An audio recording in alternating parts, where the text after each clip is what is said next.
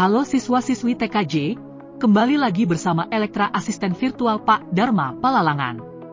Senang berjumpa dengan kalian semuanya.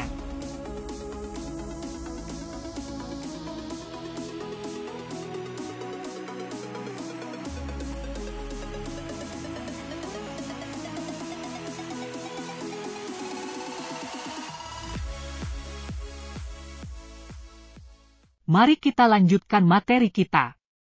B. Struktur penulisan algoritme.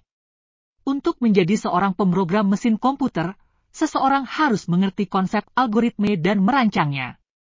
Ada beberapa metode penulisan dalam merancang algoritme, yaitu 1. Menggunakan bahasa alami atau natural language atau bahasa Inggris, Indonesia, atau bahasa lainnya. 2. Menggunakan bagan alir dokumen atau flowchart, dan 3. Menggunakan notasi pseudocode. Pseudocode berasal dari kata pseudo yang berarti imitasi, mirip, atau menyerupai dengan kode bahasa pemrograman. Struktur penulisan algoritme terdiri dari 3 bagian berikut. 1. Bagian kepala atau header.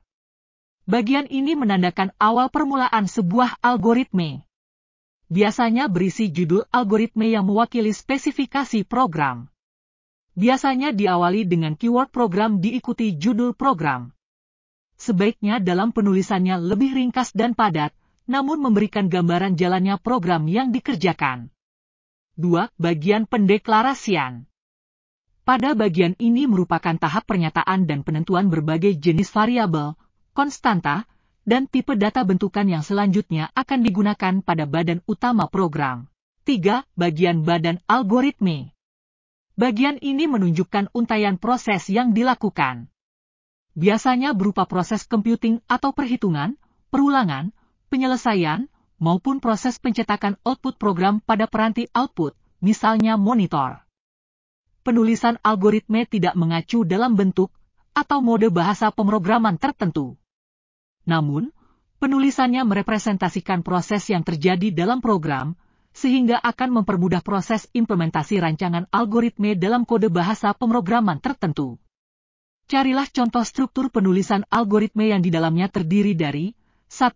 Bagian kepala algoritme ditunjukkan pada baris, 2. Bagian badan atau proses ditunjukkan pada baris kode, dan 3. Bagian akhir ditunjukkan pada baris kode.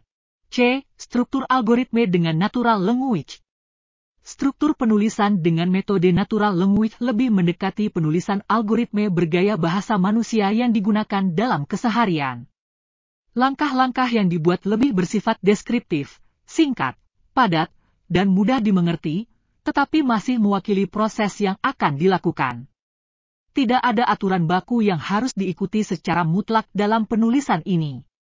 Sekarang carilah contoh bagaimana menentukan algoritme untuk menampilkan deretan bilangan dari 1 hingga 10. Notasi penulisan bisa diganti sesuai kebutuhan dan kemampuan perancang dalam mendeskripsikan pemikirannya. Sebagai contoh notasi, tetapkan variabel X dengan tipe data integer, dapat diganti dengan masukkan data 0 ke variabel. Metode penulisan algoritme menggunakan natural language memiliki keuntungan dan kerugian tersendiri. Adapun keuntungan gaya penulisan natural language, antara lain, mudah penulisannya, sederhana, tidak sulit dalam mempelajarinya, karena tidak memiliki aturan standar dalam penulisannya, dan tidak membutuhkan tool atau software khusus dalam perancangannya.